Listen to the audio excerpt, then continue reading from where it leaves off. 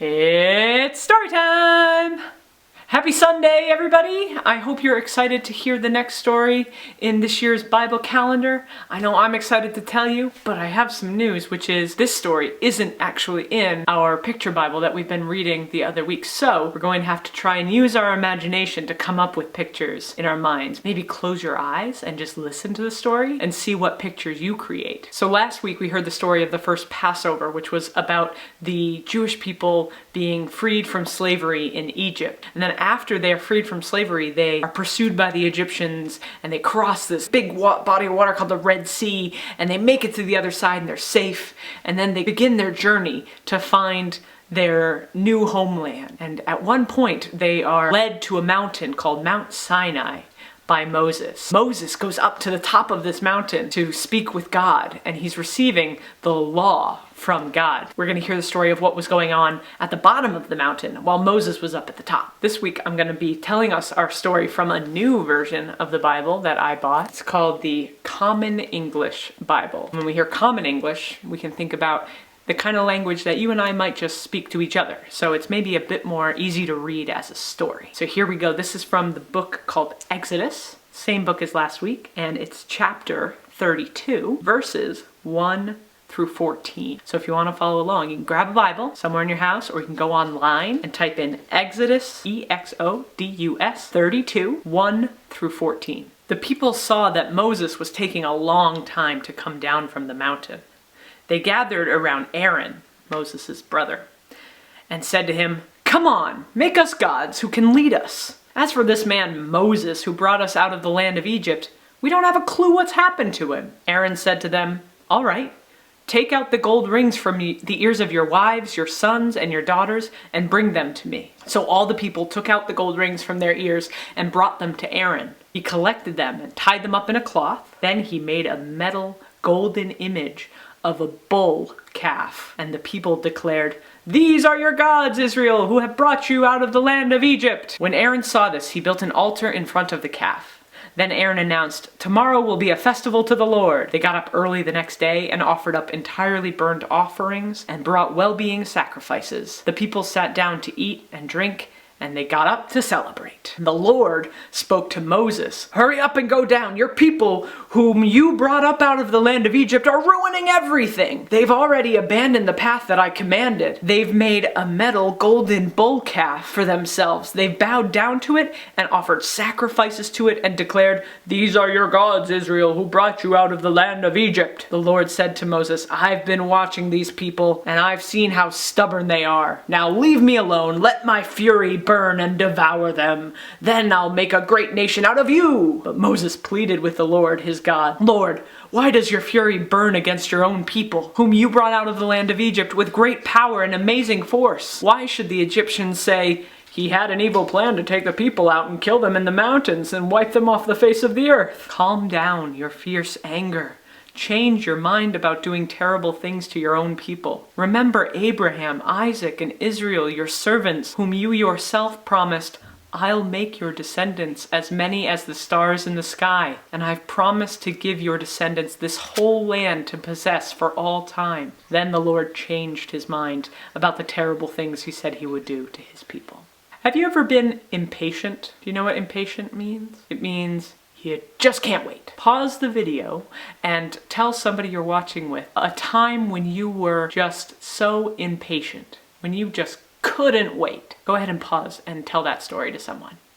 I know somebody who can be a little impatient sometimes. This guy sometimes just cannot wait for me to take him on his walk the second I get home, or give him a treat exactly when he wants one. He just can't wait sometimes, I know, but we're working on it. I don't always take him for a walk the second I get home. Sometimes he has to wait. And that was the thing that the Israelites just couldn't seem to do. They were just so impatient, they couldn't wait. They needed their treats right away. Well, I don't see what the problem is, because you see, treats are very, very important, and they're very delicious, and I need them to survive. I don't know if that's true, buddy. I think you would survive without treats. Oh, I don't know if that's a good experiment for us to do. I think we should just imagine that I really need the treats, and just give me all the treats, because that's what makes things good, and makes me happy, and makes me feel good.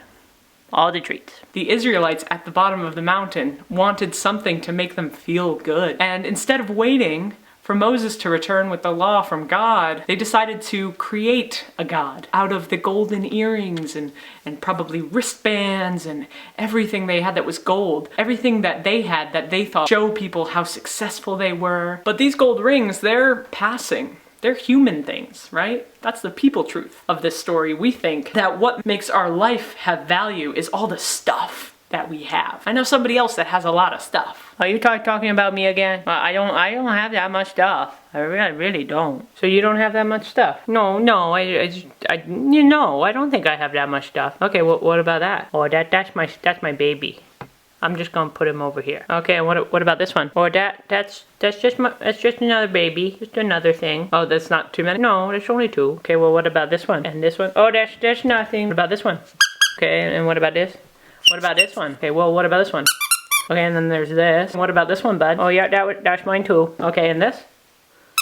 What about that one? Oh yeah, you can just put that one right here. Yep, right there, because it's mine. And this one? And what about this one? Okay, and this one? Okay, so you don't have that much stuff. No, I don't think I have too much stuff. Well, can I play with your stuff? Well, no, you see, it's all mine. It's all my stuff. All of this is my stuff. Yep, right here. Sometimes people, just like Buddy, can think that if we have all of the stuff and we say, no, this is all ours, this is what makes us feel happy and safe and good and valuable, sometimes we can lose sight of what's really important. That's what happens in our story. God gets mad that the Israelites, whom he just saved from slavery, have already seemed to have forgotten who saved them from slavery. It was God.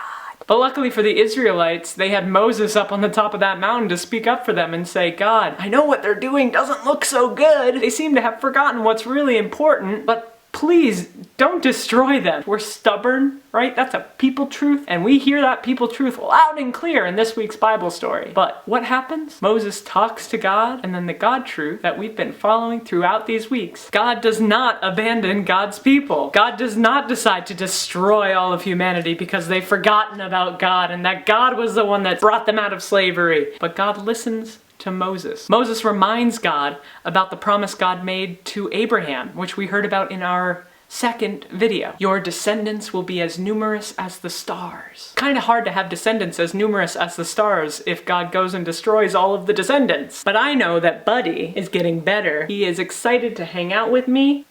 Yep, and I see that as him remembering that I love him so much. I love him so much. That's what's really important. I can get him toys. He could have had all of those metaphorical golden earrings that all the Israelites had, all those squeaky toys. And yet what's really going to be important is that he remembers that I love him so much, even when he licks me on the mouth. So I hope he always remembers, and you always remember, that even if we mess up sometimes and we get a little caught up in all of the things and all of the stuff that we think are important, all of those toys that Buddy has, that no matter what, God is still gonna be there. God will not abandon us, even if God gets a little frustrated sometimes. A people truth is that we can forget how great God is. So again, our Bible truths just keep coming up again and again. God will not abandon us. I will not abandon Buddy.